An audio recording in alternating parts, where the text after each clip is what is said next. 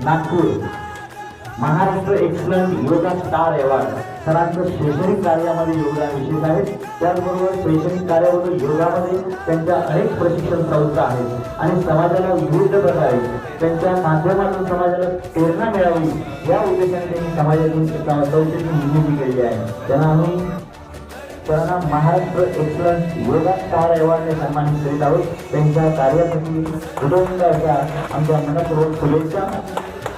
त्यानंतर मी मान्यवरांना विनंती करतो की मंचावर स्थानापन्न व्हावं।